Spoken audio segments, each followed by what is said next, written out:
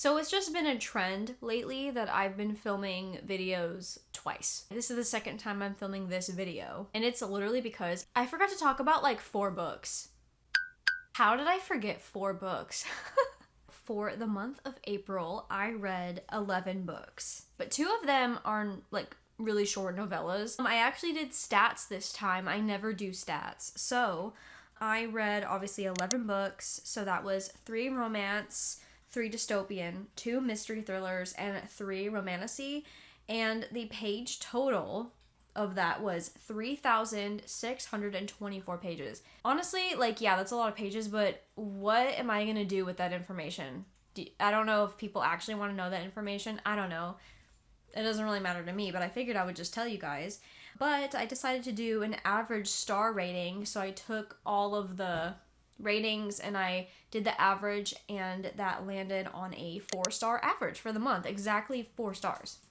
So I thought that was really cool too, which that's a really good reading month. But there are some books in this stack that I didn't like. I did read all of the books on my April TBR, so that's really, really good. And also another thing I want to do is talk about my 26 books in 2026. I did read Quicksilver and The Thorn Queen. I have read 11 books on my 26 in 2026. These 3 books are all in the same series, and I did do a huge reading vlog on these, and that is Reveal Me, Believe Me, and Imagine Me by Tahara Mafi.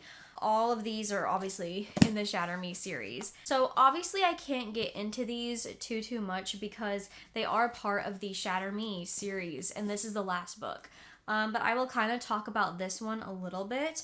But I rated the Reveal Me novella. This is in Kenji's POV. I rated it a 5, and I know it's like only 72 pages. It's only half of this particular book, but I don't care. I will still rate novellas because I don't know. I feel like I just want to, and I don't really care. But there's 5 stars for Reveal Me because Kenji is one of my favorite characters. And Believe Me, this is the novella after the last book. This one I rated a 4, and then Imagine Me I also rated a 4-star. The only book I'm going to talk about in this stack is Imagine Me because this is like the bigger one and the most important one, I feel like. So obviously this is the last book in the Shatter Me series. The reason why it's a 4 is because, don't get me wrong, I still like really enjoyed it. A 4-star is a really, really high rating, especially because I've been trying to be more picky about what ratings I give out. It was good, like I said, a lot going on constantly, like super fast paced, really, really loved. But the way this thing happened to a particular character, I didn't really enjoy. I don't know, I kind of think it should have been a little more emotional. It kind of just felt like it was skipped over. It didn't feel right. It felt like there was just a gap. I was kind of disappointed in that. I kind of wanted a little bit more of it because this character is talked about like at least in the last 3 books of the series. Maybe even 4 books of the series. But this character is very, very important to our main character, and the fact that it was just kind of skipped over kind of threw me off. And another thing was, I feel like there was a lot of comedy, like comedic stuff going on in this book, and maybe it's because it's a YA book, I don't know, probably, but I just felt like it was a little much for this much going on, like this much serious stuff happening. It was a lot of like jokes and stuff, and I don't know, that kind of threw me off, but it was still really good. The other book that I forgot to talk about was actually a book that was not on my TBR as well, and this was The Intruder by Frida McFadden. I listened to this fully on audiobook because it was available on Libby, so I just went ahead and listened to it, and I had a lot of doubts going into it because I've heard a lot of people didn't really like it, but I rated it a 4. So The Intruder is about this woman named Casey, and she moved out into like kind of the middle of nowhere a little bit. She was fired from her teaching job, she moved, and there's this big hurricane coming, and she goes out to her shed to kind of check on things, and she finds this girl like with a knife and blood on her. So the story kind of goes in Casey's POV and then the girl's POV. I don't really remember her name, but the way like Frida McFadden kind of ties everything together in the end is really, really cool. Like anytime she does it, I'm just impressed, and it's just really entertaining, really fast paced. I know that everyone says Frida McFadden is like too hyped up or whatever, but I really enjoy her thrillers. They're just easy to get through, and that's like all I want in a mystery thriller. Like fast paced, twists and turns, really fun. Okay, we have another pair of books that I'm going to be talking about, and that is The Rose Bargain and The Thorn Queen. I did a full spoiler reading vlog on The Rose Bargain and The Thorn Queen recently. I think it might be uploaded already, but I'm not like entirely sure. But if you guys want to check it out, go check it out if you want to. So this was actually a reread. It was still a 5 stars. I really love this book. It's a lot like The Bachelor, or if you've read The Selection, it's a lot like The Selection too. People compare like The Selection and Bridgerton and Cruel Prince to The Rose Bargain, and I have to agree, especially going into the second book. Now, the second book I really loved, and of course I was nervous because this is a duology. I was a little worried of how things would get wrapped up, but I really enjoyed it. This book was a lot more into the Fae world that is talked about in this book, and I really enjoyed it. And just the way everything wrapped up, I really loved it. There is an exclusive bonus chapter in the deluxe edition. Honestly, if I didn't have that bonus chapter, this book would not have been a 5, because I feel like the bonus chapter is so important. I cannot believe it's not in the actual normal books. So if you are a little unsatisfied with this book, definitely go and find the deluxe edition and just read the extra bonus chapter, because I'm telling you, it might answer a question that you probably will have. But I rated this a 5. I really loved it. I loved going into the other world, which is the Fae world. I loved all the twists and turns that happened in this book. I loved the romance. Something I really loved that the author still kept true to was the importance of Ivy's relationship with her sister Lydia, because it was talked about a lot in the first book, and she kept true to it, and it stayed important the whole time, and I really liked that part of it too, because it wasn't just about the romance, it was also about family bonds, and everything that happened in this book, especially towards the end, made sense. There's a certain character in The Thorn Queen that's just ruthless. Just absolutely ruthless. Okay, the next book I'm going to talk about, because I do not have it, and I read it on my Kindle and audiobook, is Quicksilver by Callie Hart. And I can't believe I finally read this book, because I've put it off for so long, because it is a little intimidating. It's a whole new fantasy world. It's an adult romantasy. Those I'm a little scared of. I gravitate towards YA romantasy. But Quicksilver was actually really enjoyable. I gave it a 4 star. Gosh, how do I even describe Quicksilver? So it's about this girl named Sarah Faye, and she lives in this world. It's almost like all desert, basically. It's really hot. The city that she lives in is very controlled. There's certain water rations. Everyone is basically like struggling to survive. And the world also kind of revolves around the importance of like gold and silver and all that stuff, right? It's like a lot about like the metals and things like that. And basically what our main character ends up doing, she goes and steals a gauntlet from one of the queen's guards, and she steals it because she wants to like melt it into something and sell it, I'm pretty sure, to get money. And then the person that she's kind of been staying with kind of advises her, hey, like, this is not good, like, you could get in really big trouble. The biggest thing that I'm not even mentioning is that Saris is an alchemist. She's like, oh, it's just a little party trick, it's nothing crazy. She can control, like, certain metals and make them move and stuff. So when she's taken, she somehow opens this portal that is like a portal to the Fae world. And it almost looks like it's like a silver pool, but of kind of like quicksand, but it's like silver, so like Quicksilver. So when this happens, she comes face to face with Death himself, which is Kingfisher. And honestly, like the name, I thought would throw me off a lot. Like Kingfisher, Fisher, I thought it would, but honestly, like I don't really care that much. Like I kind of just went with it. It was fine. I just figured I'd say that because I think a lot of people don't like his name. But honestly, like, it just didn't really bother me. So basically, she ends up meeting Kingfisher, and because of her alchemical power, Kingfisher wants her to stay and help him kind of forge weapons to win the war, to help him with the war. Because there's this very particular, important thing called Quicksilver, and she can control it. It's definitely not as spicy as I thought it was gonna be. I went into it and everyone's like, oh my gosh, it's so spicy. Guys, it really wasn't that bad. Like, it really wasn't. There was maybe 2 makeout scenes and 3 scenes, and I think that was it. And in a book that's 624 pages, I felt like that wasn't that bad. So I was going to give this book a 4.5, but I think when it got towards the end, the romance between characters kind of felt rushed almost, and it was kind of weird because you this book is 624 pages long, and at first it was kind of a slow burn, right? Kind of slower, but it was more so like tension. It wasn't really like it was sexual tension. I don't know, I don't think they were like falling for each other. It kind of just felt like sexual tension a lot, and suddenly it was like one scene happened between them and his personality kind of changed completely overnight.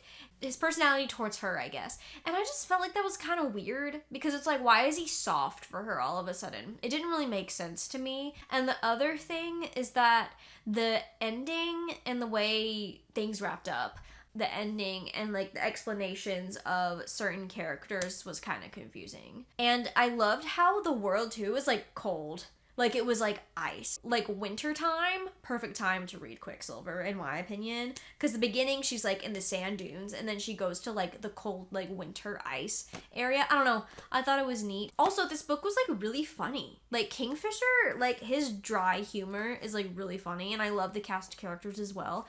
And there was a certain thing that happened with a character kind of coming into the Fae world with Saris that was really, really funny. And I kind of was worried about how that dynamic would kind of go through the book, but it was actually hilarious, and I wouldn't have wanted it any other way, honestly. So the book was way better than I thought it was going to be, especially in the comedy area. Like, it just made me laugh a lot. Anyway, 4-star for Quicksilver. I can't wait to read the next one, but also I can wait to read the next one because I'm a little nervous just because the world is so vast and the magical elements of it is also kind of difficult, but also really cool. But yeah, 4 stars for Quicksilver. So 4 books left to talk about, and the next 3 are my romances, okay? And you guys know I love romance books, okay? But these 3 did not hit. Isn't that crazy? 3 romance books didn't hit for me. Let's start with Powerless by Elsie Silver. I gave this a 2.75. This is a lot of people's favorite, okay? I don't know what it was. I don't know if it was the mindset I was in. I don't know if I just wasn't ready for it, but this just felt so cringy to me. This book is in a reading vlog. I don't know if it's out. It's probably not out yet. Hopefully coming out soon. There were a lot of things I didn't like about this book. The relationship between Salome and Jasper. Okay, Salome is cousins of the Eaton brothers, and Jasper's kind of like, he's kind of part of the Eaton family. They kind of adopted him in, but without actually adopting, okay? So Salome has been kind of on the sidelines, watching him kind of grow up, and she grows up watching him, and she's always had this big crush on him, basically. Salome goes, and she's about to get married to this crappy guy, okay? And then she decides to flee the wedding, and Jasper kind of, like, saves her, and like, it's like he decided he liked her. There is a part in this book that kind of explains his hesitancy of being with her, but to me, I was like, okay, but why now though? Like, why didn't you fight for this before? Why didn't you not fight for this way earlier on? Why did you wait until like the last minute? I just didn't believe the romance. And also, you're kind of spending the first half of the book kind of focusing on a different character. She's kind of helping him through that. Essentially, one of his brothers went missing. It's not really like a spoiler or anything. It's like in the 5th chapter or something, 4th chapter, I don't know. Anyway, so it's like a lot about that. And also, the spice scenes, they were awkward. I was ready for it to be over.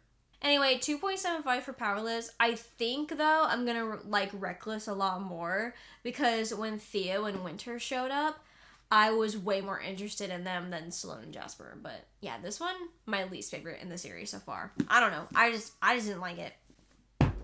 The next romance that also got a low rating, the Romance Rivalry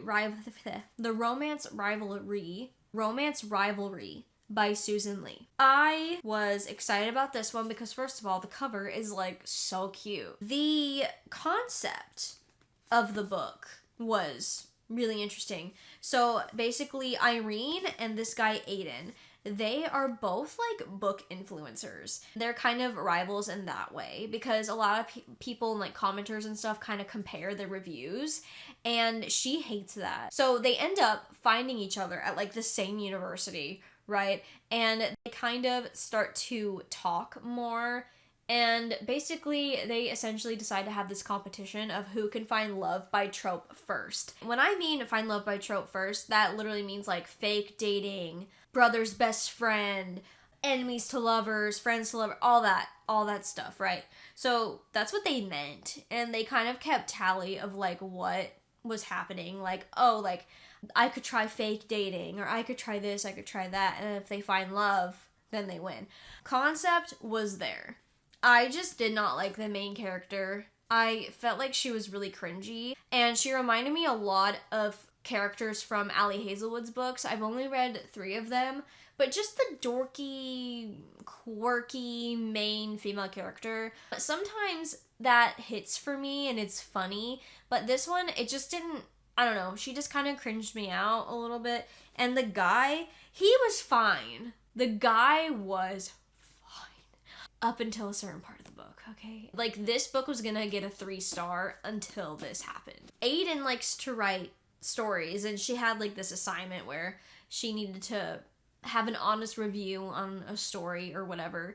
Anyway, tell me why his story was essentially making her into a wolf.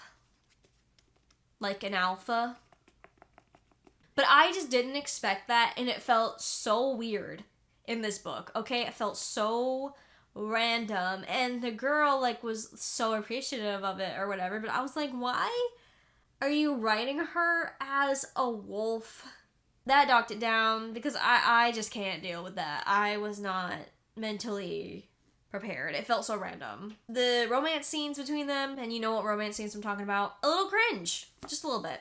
Okay, and the last romance that also got a 2.75, Ready or Not by Cara Bestone, which I'm kind of surprised about. Okay, I'm kind of surprised about this. I was really excited to get into this because Cara Bestone, everyone's talking about her books lately. She wrote Promise Me Sunshine, and she wrote No Matter What, and I really want to read those. This one is a surprise pregnancy trope, and I think that, not a surprise pregnancy trope, an accidental pregnancy with her, okay? She had this one-night stand with this random guy named Ethan, and they had a good time together, and she decides that she wants to, like, keep the baby and stuff. Something that I noticed right away was these characters did not feel like they were over 30. They felt like they were early 20s, and that's fine. I am 29 years old, okay? And I sometimes probably act like I'm in my early 20s, but just reading it and just the situation that she's in, it just felt really weird that she was acting the way she was acting. Honestly, her character, and I don't know if it was the audiobook, her character was kind of annoying and almost like way too quirky for me. I don't know if you guys have seen, like, well, I don't watch this show either, but like the Looney Tunes Bugs Bunny show with Lola Bunny, she acted just like that. Hey, Lola. Hey, Bugs. What you doing? Standing on the side of the road. Fun. Oh my gosh. You're never gonna believe this. There is a guy standing on the side of the road who looks just like you. I'm about to hit him. I heard this story once about a spider that crawled inside this man's ear and laid its eggs in there, and the spider babies ate his brain. Well, time to go lamp shopping. So yeah, she acted just like that. I was just getting, like, annoyed with her. Like, there were some times where it was funny, but most of the time, it just felt like a lot. Like, it felt like just too much, and it was, like, it was almost overbearing with how she was being. Our dude Shep right here, he is her really close friend. Like, what is her name? Eve. Eve's really close friend, and he's always kind of, like, liked her, and that's really obvious from the get-go, but not to her, apparently. I like a golden retriever man every so often, but he just felt so... He just didn't feel real. He didn't feel real at all. He felt like the too perfect man. Then there was, like, a scene where they, like, kiss and they finally admit feelings, and you would think somebody that has pawned after someone for so long would have way more of a reaction to her declaring her love for him or whatever, and he literally, like, I don't know, it didn't feel right, and I didn't like it. But, like, the reason why I I'm giving it like an above average rating is because the book did make me laugh a few times. There were things that she did that made me laugh a lot, but she was still like super, super quirky. And it was just a little too much for me. I will read her other books because I think a lot of people didn't really love this one. 2.75 for Ready or Not. Okay. Oh my goodness gracious. The last book I read in April, The Fall of Iris Henley by Jennifer Graham. This was so fun. 3.75. So this book obviously follows a girl named Iris Henley, and she is kind of this cheerleader in school. She's popular, everyone likes her. She's at a party with her friends, and suddenly there is a text, or not a text, there's like an app where you can post things anonymously. So the thing that is posted says, Iris Henley is a killer. I've been too scared to come forward until now, but I saw her murder Rocky and Lynette last summer. And then by that point, Iris completely loses her reputation and everything. So the thing with Iris is that she was dating Rocky at the time, and Lynette was her really, really close friend. Obviously, a lot of people are like suspicious of her, and like the police start kind of questioning her. And this happened last summer. So things are just kind of coming back into play after things finally got a little bit more normal. So this book kind of takes place within, I think within like a 3-week period. So I thought that was really cool. And the way that these chapters are listed, they are locations. So it'll say stuff like chapter 20, Tuesday, October 11th, 12:27 at the Henley house, for example. And I thought that was really cool. And this was a really nicely paced YA thriller. So if you guys are looking for a YA thriller that's kind of like school setting, kind of like Good Girl's Guide to Murder, I would definitely look into reading this one by Jennifer Graham. And with that being said, that is the end of my April wrap-up. Wow. Yeah, that's it. But anyways, that is the end of today's video. Thank you guys so much for watching, and I will see you in the next one. Bye!